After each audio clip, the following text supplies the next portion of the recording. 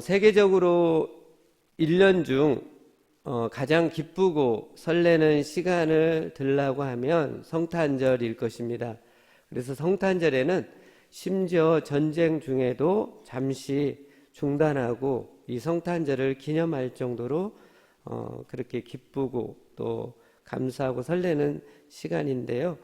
오늘날 이렇게 기쁘고 설레는 날이 성탄절인데 과연 우리는 얼마만큼 성탄의 깊은 뜻과 의미를 생각하며 보내고 있나요? 오늘 성경 말씀을 통해서 성탄절의 의미를 살펴보고 더 기쁘고 감사하는 성탄절이 되었으면 합니다. 성경에서 예수님 탄생의 구체적인 기록은 마태복음 1, 2장과 누가복음 1, 2장에만 나와 있습니다.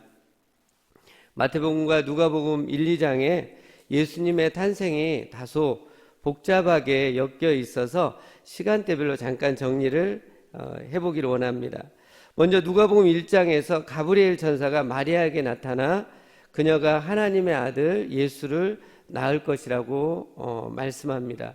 그리고 오늘 본문 마태복음 1장에서 천사가 요셉에게 꿈으로 나타나 약혼녀 마리아가 성령으로 잉태되어 낳을 예수는 임마누엘 예언의 성취라고 알려줍니다. 그리고 누가복음 2장에서 로마 황제가 모든 사람으로 호족 등록할 것에 명을 내리자 요셉과 마리아가 갈릴리 나사렛에서 베들레헴 다윗의 동네로 가서 또 마리아가 해산할 날이 차지만 여관에 방이 없으니까 구유에서 아기 예수를 낳습니다. 그리고 주의 천사가 목자들에게 나타나 다윗의 동로에서 구주가 나셨다고 알리자 목자들은 곧장 베들레헴으로 가서 구유에 누인 아기를 찾고 천사들이 말한 것을 부모에게 전하고 하나님께 영광을 돌리며 돌아갑니다. 그리고 누가복음 2장 후반절에서 예수님 탄생 40일이 되어 요셉과 마리아는 아기 예수를 데리고 예루살렘 성전에 가서 정결 예식을 드립니다. 이때 성전에서 시므온과 안나 선지자가 아기 예수님을 보고 하나님께 찬양과 감사를 올려드립니다. 그리고 또 마태복음 2장으로 넘어와서 마태복음 2장 1절부터 예수님 탄생 약 2년쯤 되어서 동방으로부터 박사들이 별을 따라 베들레헴에 와서 아기 예수께 경배하고 황금과 유향과 몰약을 예물을 드리고 갑니다.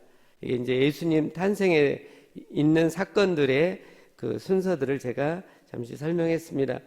아기 예수 탄생에 대한 이런 흐름을 이해하시면서 오늘 성경 본문을 통해서 주시는 하나님의 말씀을 듣기 원합니다. 첫째로는 예수님은 하나님의 말씀을 따라 가장 최적의 시간에 오신 분이라는 것입니다.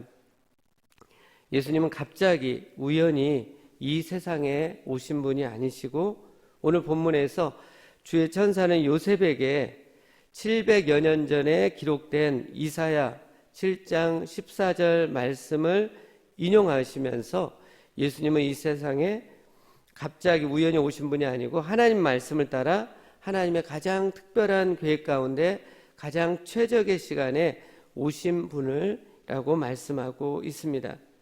예수님은 하나님의 때가 찼을 때 이 세상에 오셨습니다. 갈라디아서 4장 4절 말씀입니다. 때가 참에 하나님이 그 아들을 보내사 여자에게서 나게 하시고 율법 아래에 나게 하신 것은, 여기서 때가 참에라는 이것이 의미하는 것은 하나님께서 특별하게 정한 시기가 정확히 도달한 것을 의미합니다. 예수님은 하나님이 정하신 시간에 1분 1초도 이르거나 늦은 것 없이 완벽하게 정확한 시점에 오셨습니다. 하나님의 때가 찰 때 예수님이 이 세상에 오셨는데 그때 하나님은 세상을 어떻게 준비해 놓으셨나요? 하나님은 예수님이 탄생하려고 할 때 로마 제국 전역에 강력한 헬라 문화를 전파하게 해서 헬라어가 공통 언어가 되도록 해 놓으셨습니다. 그래서 신약 성경을 한 언어인 헬라어로 써도 통용될 수 있게끔 그렇게 준비해 놓으셨고요.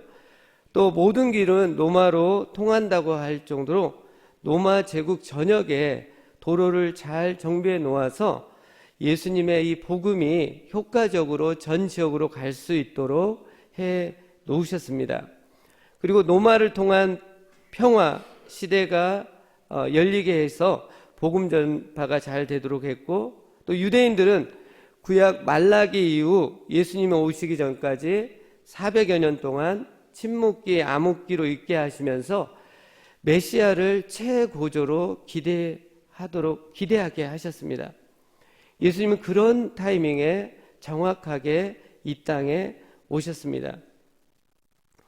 오늘 마태복음과 누가복음 1, 2장에 보면 아기 예수님의 탄생을 앞두고 하나님께서 바삐 일들을 진행하고 계시는 것을 볼 수 있습니다.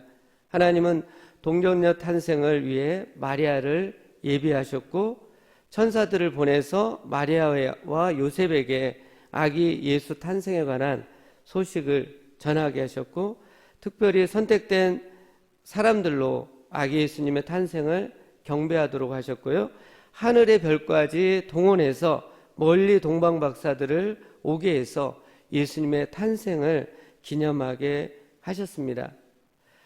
사랑하는 성도 여러분, 우리가 믿는 이 예수님은 보통의 일반적인 사람이 아니십니다. 하나님은 아기 예수가 탄생하시기 위해서 천사들, 사람들, 세상 나라들, 하늘의 별들까지 동원하여 최선의 준비를 하셨습니다. 그만큼 예수님은 가장 귀한 분이십니다. 하나님의 때가 차서 가장 최선의 때에 우리를 구원하시기 위해 이 땅에 오신 예수님을 더 깊이 생각하고 묵상하는 성탄절이 되었으면 합니다. 예수님의 탄생은 가장 위대한 일이고 놀라운 일이고 신비스러운 일입니다. 그렇기 때문에 이 땅의 모든 사람들이 그 예수님을 찬양하고 경배함이 마땅합니다. 이번 성탄절을 통해서 다시 한번 예수님이 우리 안에 더욱 귀한 분으로 자리 잡을 수 있길 원합니다. 우리 안에 지금 귀하게 우리 마음을 지배하고 있는 것들이 무엇입니까? 그런 세상적인 모든 것들을 내려놓고 예수님을 가장 높이 여기고 귀히 여기는, 그리고 그 예수님을 찬양하고 경배하는 성탄절이 되었으면 좋겠습니다. 그리고 두 번째로는요, 오늘 우리가 살펴보고자 하는 것은 처녀 마리아가 낳은 아기의 이름은 임마누엘 예수입니다. 주의 천사는 요셉에게 나타나서 마리아가 낳을 그 아들의 이름을 예수라고 지으라고 합니다.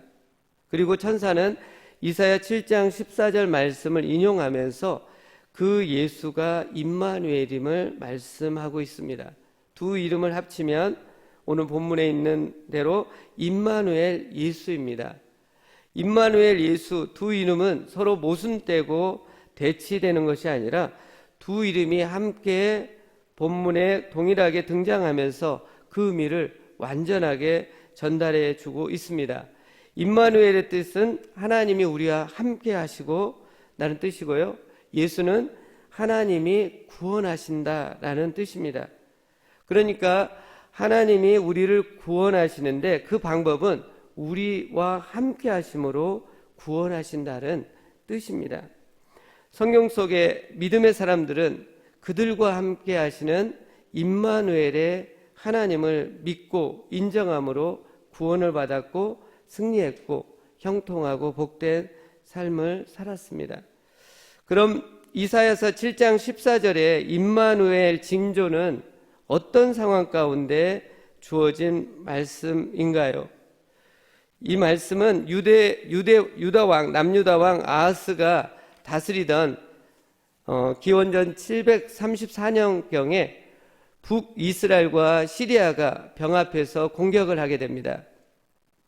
두 나라가 이렇게 합해져서 공격을 하니까 유다 아하스 왕은 극도의 두려움에 빠지게 됩니다. 그때 하나님께서 이사야 선지자를 아하스 왕에게 보내서 그들의 계략은 절대 성공 못하니 믿음 아래 굳게 서라 하시면서 하나님께 진조를 구하라고 합니다. 이 진조라는 것은 하나님의 이적 또 하나님의 놀라운 역사를 뜻합니다. 이에 대해 아하스 왕은 진조를 구하지 않고 하나님을 시험하지 않겠다고 합니다. 이 말은 좀 좋게 들리지만 실상은 이 아하스 왕은 하나님은 진조를 행하시지 못하시는 분, 시험할 필요조차도 없는 무능한 분이라는 굉장한 불신의 표현인 것이죠. 아하스 왕의 이런 불신한적인 태도에도 불구하고 하나님은 일방적으로 임마누엘의 진조를 아하스 왕에게 말씀합니다. 하나님이 우리와 함께 하신다는 이 임마누엘의 진조는 1차적으로는 남유다가 북이스라엘과 이 시리아 연합군을 멸망시키는 것을 예언한 것이지만 또 궁극적으로는 또 처녀 몸을 통해 오신 예수님에 의해서 하나님의 나라가 사탄을 영원히 이길 것이라는 것을 예언한 말씀입니다. 이사야 7장 14절의 배경이 되는 남유대의 상황은 안전하고 평화로운 시대가 아니었습니다.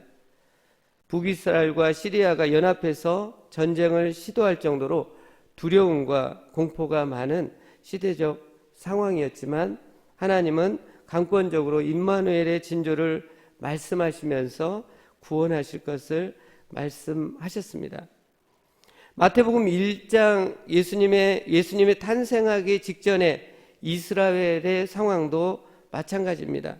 아까 좀 전에 말씀했던 것처럼 이스라엘은 400년간의 침묵기 암흑기를 거치면서 주변 열강들의 속국이 되었고 결국 역사상 가장 강력했던 로마의 식민지 속에서 희망을 품을 수 없는 그런 비참한 상황 가운데 처해가게 됩니다. 가장 어두운 그 정점에서 하나님은 인간이 상상할 수 없는 방법인 처녀의 몸을 통해서 이 세상에 오셔서 임마누엘의 약속을 성취하시고 이스라엘뿐만 아니라 온 세상이 구원을 얻을 수 있는 길을 열어주셨습니다. 사랑하는 성도 여러분, 우리의 상황이 어렵고 절망스럽더라도 임마누엘의 진조가 임하면 모든 문제와 상황은 끝이 나는 것이 아닌가요? 임마누엘 예수님이 우리의 힘들고 아픈 문제와 상황 가운데 임하게 되면 문제가 해결되고 절망이 희망으로 바뀌고 승리가 보장됩니다. 그래서 성도인 우리가 해야 하는 일은 예수님께서 임마누엘 하실 수 있도록 마리아와 요셉처럼 믿고 순종하는 것입니다. 우리가 우리의 힘과 노력과 지혜로 해결하려고 하는 것은 전능하신 하나님을 향한 믿음이 없는 것이고 결국 실패하기 때문에 비신자하고 똑같은 방식이기 때문에 참 안타까운 일이죠. 우리가 해야 하는 일은 전능하신 하나님이 임마누엘 하셔서 역사하실 수 있도록 준비하는 것입니다. 그럼 오늘 본문의 요셉과 또 이사야 7장의 아하스 왕의 모습을 비교하시면서 하나님께서 우리 가운데 임마누엘 하실 수 있도록 우리가 어떻게 준비해야 하는지 살펴보겠습니다.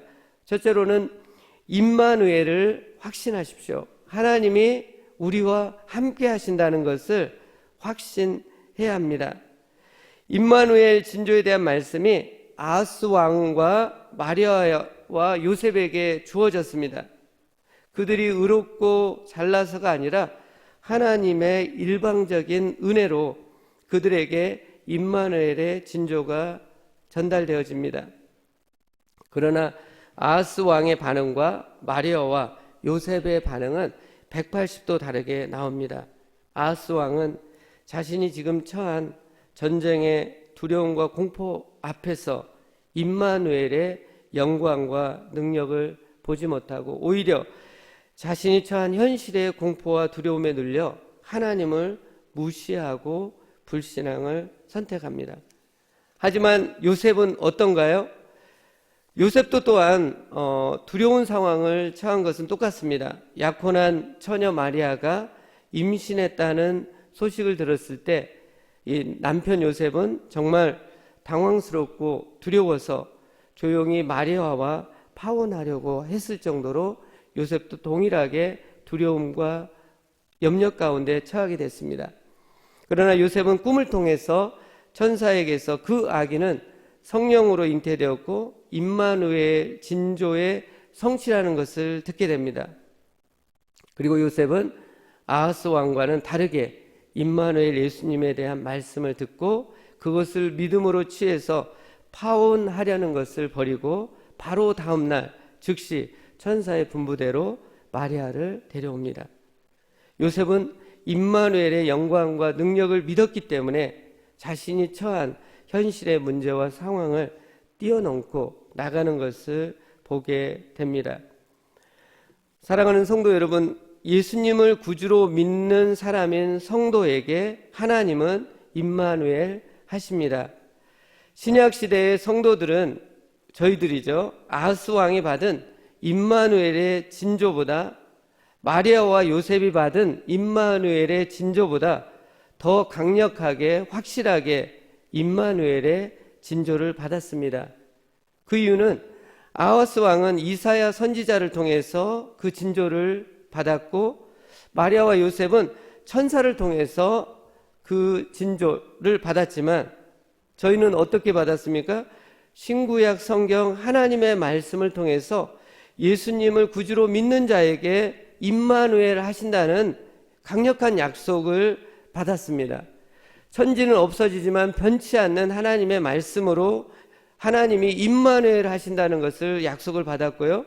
또 성령 하나님께서 우리 안에서 임마누엘 하심을 강력하게 주장하고 있기 때문에 그렇습니다. 마태복음 28장 20절 말씀입니다.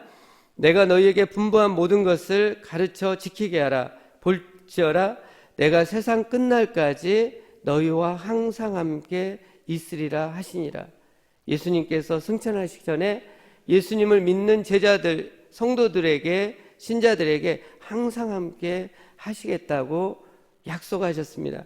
고린도전서 3장 16절에는 너희는 너희가 하나님의 성전인 것과 하나님의 성령이 너희 안에 계시는 것을 알지 못하느냐. 예수님이 승천하시고 예수님의 영이신 성령님께서 우리 안에 오심으로써 함께 하심을 강력하게 증명하고 있고 주장하고 있는 것을 볼 수 있습니다. 그러기에 예수님을 구주로 믿는 자들에게 그리고 우리에게 하나님은 임마누엘 하십니다. 우리는 임마누엘을 확신하고 그 믿음을 따라 담대히 나가야 하겠습니다.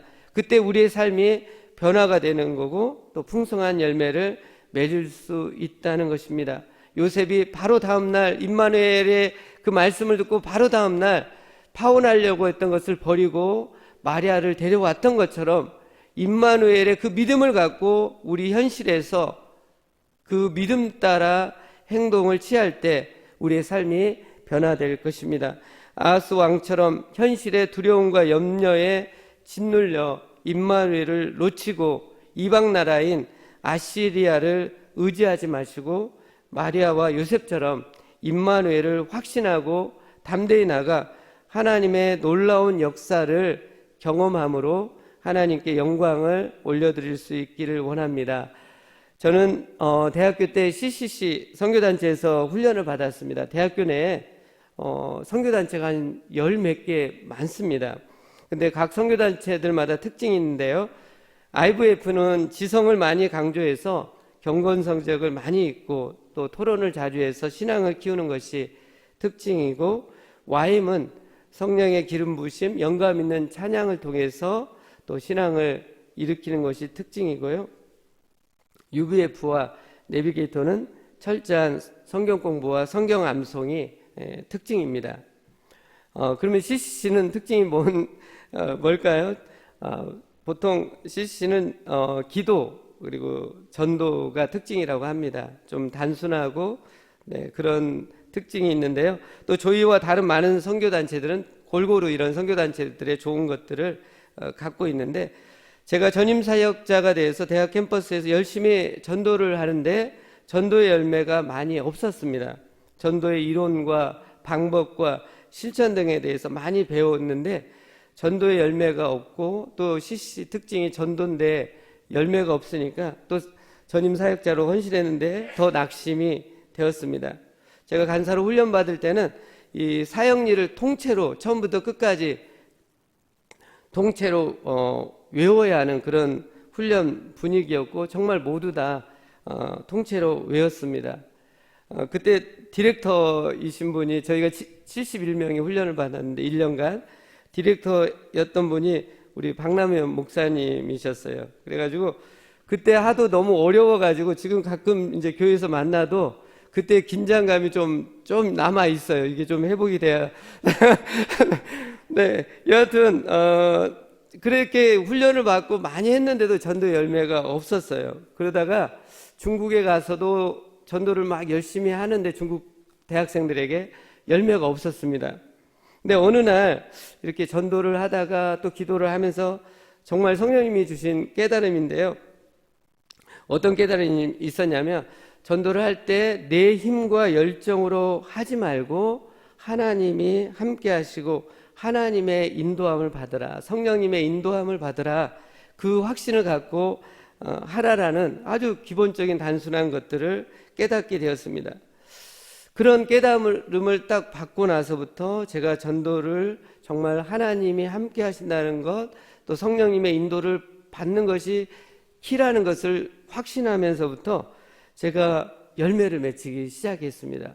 매달 전도해가지고 중국 대학생들 열매를 맺어가지고 어느 순간에는 월요일부터 토요일까지 요일별로 성경 공부를 두세 명씩 이렇게 바꿔가면서 할 정도의 저의 전도의 그런 열매를, 어떤 한계를 깨트리는 그런 경험을 제가 했던 것이 있습니다. 제가 말하는 포인트는 우리의 노력, 준비가 의미 없다는 것이 아니라 우리의 최선의 준비와 열심과 함께 하나님께서 우리와 함께 하신다는 확신을 갖고 하나님의 인도함을 받으며 나갈 때 전도의 열매뿐만 아니라 우리가 직면한 문제, 상황도 해결되고 상상할 수 없는 풍성한 열매를 맺는 하나님의 역사가 일어난다는 것입니다. 여러분, 우리가 처한 문제와 상황이 어려우면 어려울수록 임마누엘의 영광과 능력은 더 크고 강하게 나타나는 것을 기억하십시오. 그러기에 내가 처한 문제와 상황이 제일 힘들고 아프다 하면서 낙심하지 마시고 그 문제와 상황 가운데 함께 하시는 임마누엘의 그 믿음이 회복될 수 있도록, 그것이 강력해질 수 있도록 간절히 기도할 수 있길 원합니다. 두 번째로, 요셉과 아하스 왕의 그 모습을 통해서 우리가 배워야 하는 것은, 두 번째로는 임마누엘의 역사가 나타날 때까지 인내하시라는 것입니다.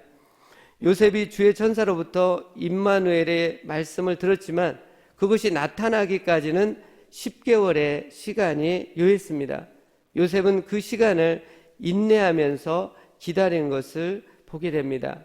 마태복음 1장 25절입니다. 아들을 낳기까지 동침하지 아니하더니 낳음의 이름을 예수라 하니라. 사랑하는 성도 여러분, 하나님의 약속의 말씀을 받았다고 즉시 그 약속이 나타나는 것은 아닙니다. 하나님은 우리의 믿음과 성숙을 키우기 위해서 기다리는 시간, 인내의 시간을 허락하십니다. 우리 생각과 하나님의 생각은 땅과 하늘처럼 다릅니다. 우리는 빨리빨리 하려고 하다 보니 어설프게 되고 일을 그르치는 경우가 많습니다. 성경은 하나님을 향한 확신과 인내가 하나님이 예비하신 큰 상을 받게 하고 약속하신 것을 얻게 한다고 말씀하고 있습니다. 히브리서 10장 35절 36절 말씀입니다. 그러므로 여러분의 확신을 버리지 마십시오. 그 확신에는 큰 상이 달려 있습니다. 여러분이 하나님의 뜻을 행하고 나서 그 약속해 주신 것을 받으려면 인내가 필요합니다.